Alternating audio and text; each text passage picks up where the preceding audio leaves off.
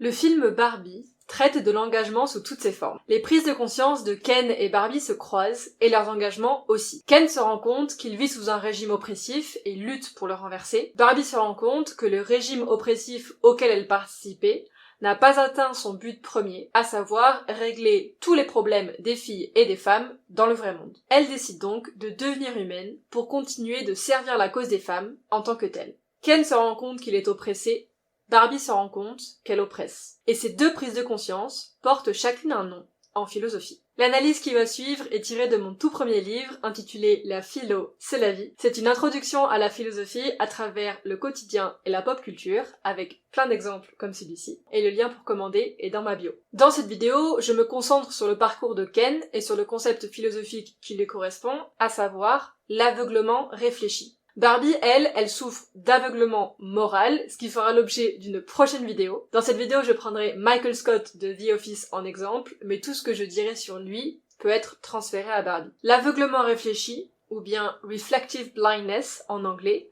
c'est l'état dans lequel on se trouve lorsqu'on vit une expérience agréable ou désagréable sans s'en rendre compte. Ça peut nous arriver quand on est distrait ou distraite, ou bien quand la chose agréable ou désagréable survient si graduellement qu'on ne s'en rend pas compte. Un exemple typique d'aveuglement réfléchi, c'est le vrombissement du frigo. Moi par exemple, j'habite dans un studio, donc j'écris et dors, et tourne, dans la même pièce que mon frigo. Et il vrombit par intermittence. Au début, ça me gênait beaucoup, puis j'ai fini par m'y faire, jusqu'à l'oublier. Cependant, ça veut pas dire que j'y suis indifférente. Je reconnais bien qu'il y a une expérience agréable, c'est-à-dire travailler sans le bruit du frigo, et une expérience désagréable, c'est-à-dire travailler avec le bruit du frigo. C'est pas parce que je ne l'entends plus que c'est plus désagréable. Quand je deviens consciente du vrombissement, j'aimerais qu'il s'arrête. Donc, je suis en aveuglement réfléchi quand je travaille avec le bruit de mon frigo dans le fond. Je suis en train de vivre une expérience désagréable, mais je ne me rends pas compte. En découvrant le vrai monde,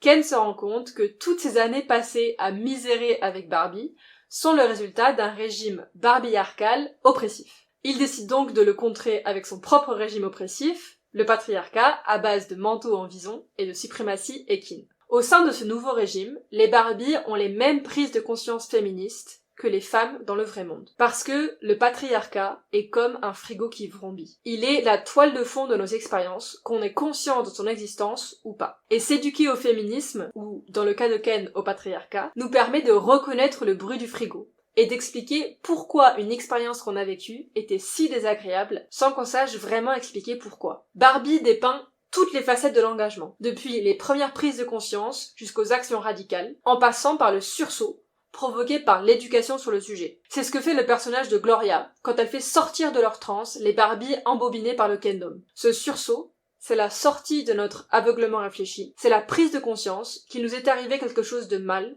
sans que l'on s'en rende compte. C'est la première fois qu'on entend le frigo vomir.